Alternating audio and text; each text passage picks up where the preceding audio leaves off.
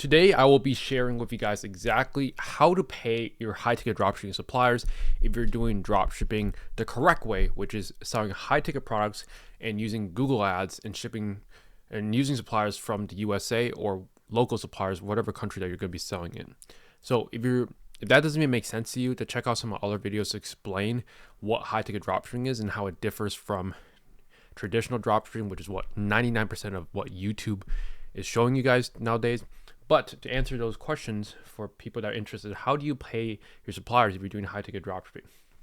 Number one, before you get started with paying suppliers, you need a bank account. So if you're in the US, go to your local branch, Chase branch, Bank of America branch, and open up a bank account, a business bank account. That's going to be the easiest way.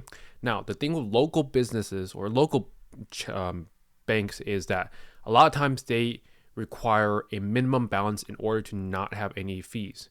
I believe it's just absolutely stupid that they charge fees because you don't meet a minimum threshold, but I don't make the rules. Most of the time it's like $1,500, sometimes it's like $2,000 depending on the bank. You need to read the fine details. They charge $15 to $25 a month. So if you don't want to do that, if you don't have that amount, that's completely fine. I recommend these online banks. Wise, if you're outside the US, you can use this if you're in the US as well, but I want to make sure my international friends can also start this business and have a way to transfer and pay suppliers. Use wise.com. And if you're in the US, you can also use Novo. I have both accounts, Novo and Wise, so I can only recommend these because I've used these before. But there are other ones like Revolut, Mercury, that are other international options as well. So once you have your bank account made, this is exactly how you're going to be receiving money from Shopify.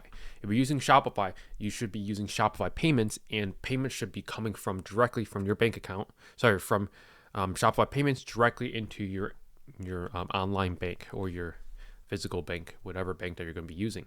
So the order process starts like this. Customer places the order on your Shopify store, and you get the order, and you send that supplier that order as a purchase order.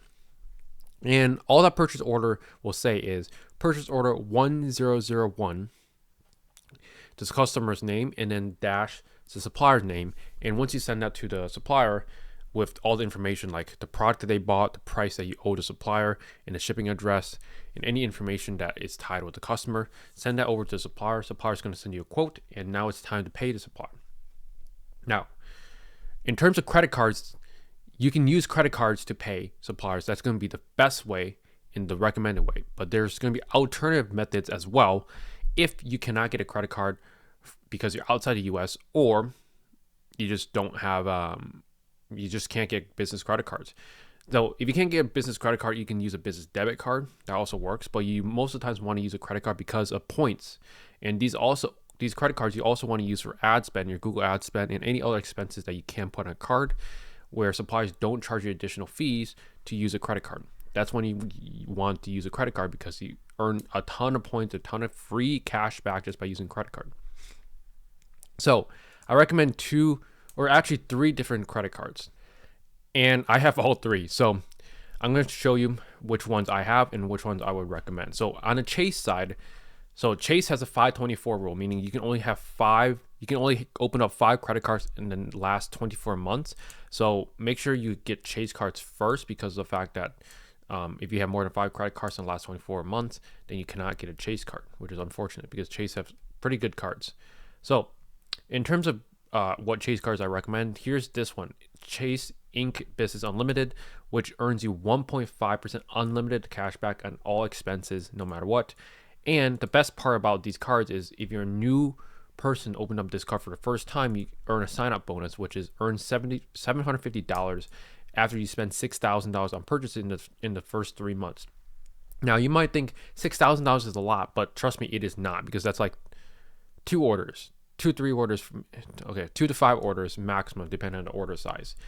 And in 3 months, you should be able to do that quite easily, and you'll earn $700 in free cash back that you could deposit directly into your bank account, spend on whatever you want.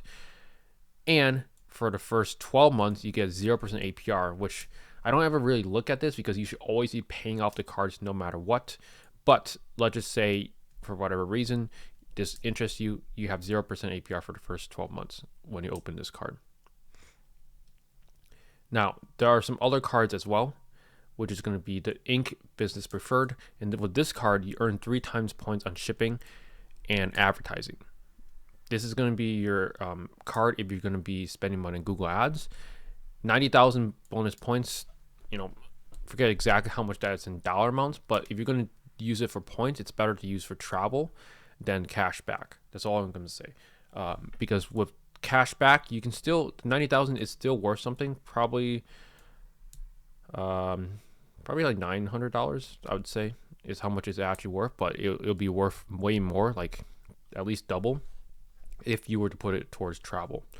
So that's the thing with Chase points in most credit cards in general. You can get more value if you use it for travel than for cash back. Now, this has a $95 annual fee, and there's no 0% APR. So $95 every single year for getting this card. It's only worth it if you're spending quite a bit on ads. So if you're just starting off for the first time, I don't recommend it. So there's some other cards right here. The only reason why I'm recommending this last card is I have it, which is the Inc. Business Premier. $195 annual fee, which is $200 a year. But the thing with this card is you, in the first 10, after you spend $10,000, you get $1,000 back, which is pretty neat. But this is where the magic happens, which is you earn 2.5% back on every single purchase over $5,000 and 2% back on every single other purchases made on this card, which is really good because on purchases over $5,000, you earn the most amount of cash back possible on a credit card, 2.5%, and then on everything else, you earn 2%, which is pretty solid. Now, for American Express, here are the cards I recommend. Just skip the Platinum. Insane expensive annual fee for what? Unless you're traveling like crazy. With this business model, you're probably not going to be traveling unless for whatever reason you do. This is the only card that is worth it. And even then, I don't even recommend it, even though I have it now. I got this back when I was 18 years old, so 4 years ago. It used to be like $295, but they just keep jacking up the annual fee. So, but the thing is, you do earn 200,000 membership rewards points after you spend 15,000 in the first 3 months. 200,000 membership reward points.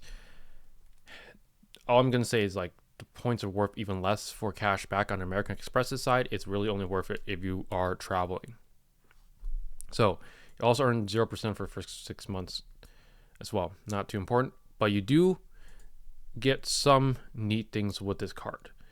I have this card, and one of the things I do like is the free Walmart Plus monthly membership. So usually with Walmart Plus, it's $12.95 a month. So if you do the math, you're essentially getting $155 worth of value if you're going to use Walmart Plus anyways. Now for me, I use Walmart Plus anyways because, I normally don't even use Walmart Plus, but I activated this credit because of the fact that this card gave me that credit. And then I just cancel Amazon Prime because I could get the same thing off Walmart. So that way, technically, I do get $155 worth of value each and every single year. And then you also get $20 in statement credits that you can use for Grubhub. So I do use this every single month as well. So $20 times 12, that's $240. So I get $240. I just buy something off Grubhub worth of $20 each and every single month. So that to me is worth $240 plus the $155. So to me, I'm already getting $400 worth of value through this card anyway. So it kind of works itself out if you do the math. And I guess they do have some new colors. I have the gold. That doesn't really matter again. But the white gold looks pretty cool. I would recommend you get the white gold. I do have the gold card. Again, to prove it, I have this card. You can see it right there. So that is what I recommend for American Express. Now, the last one is going to be Capital One, and I also have this card right here called the Capital One Business 2% or Spark 2% Cash Plus. They renamed the name. And basically, if you're going to pick one card and go with it, it's going to be this card. And the reason why is because this is the simplest card to use, and here's the stats. So with the sign-up bonus, you earn $4,000 in bonuses, $2,000 when you spend $30,000 in the first 3 months. Now this is the this is the big baller card. If you have this card, you're probably spending a lot on business expenses, but also that means you are generating quite a bit of revenue. So it used to be 2,000 in bonuses. Right now is 4,000. So $4,000 of free cash back is crazy, because you're gonna spend the 30K anyways to get this card. I mean, you can put 30K on expenses anyway through this card, and you may as well earn the 4,000. So basically, you get the 2,000 when you spend the first 30K in the first 3 months, and 2,000 for every 500K spent in the first year. Okay, to me, even if that offer was valid now, I probably would only hit the first 500K spend first year. But if you're spending $1 million, a couple millions, you could get quite a bit of bonuses from this. But the magic part about this card is you earn unlimited 2% back. You don't have to worry about anything. 2% put on this card, you earn the 2% back. And then you do get some 5% back on hotels and rentals. I don't really use that, so never really point that out. This does have an annual fee, but if you spend $150,000 annually, which isn't that difficult, they will refund this fee every year. So for me, I get this refunded every single year, and this card is essentially free for me. I would personally just cancel all my Amex cards and Chase cards. I mean, to me, this is also kind of free because I get the Walmart Plus and then the Grubhub credit. So this card is essentially free, but the Chase card, to me, it's all worth it. But if you don't want a ton of annual fees, I would just stick with this one card and call it a day, because it earns maximum rewards and the card is essentially free. This is the hardest card, in my opinion, to get, because you do need excellent credit. It took me a couple of tries to get this approved initially, but I was like 1 year into my business before I got approved for this card. So now that you know which credit cards to use, if you're outside the US, unfortunately, you don't get to use all these juicy credit cards and get all these points. Unfortunately, the best thing you can do is really just pay from your debit card tied with your bank account, or ACH. ACH transfers, what they are they're just a traditional bank transfer to your supplier.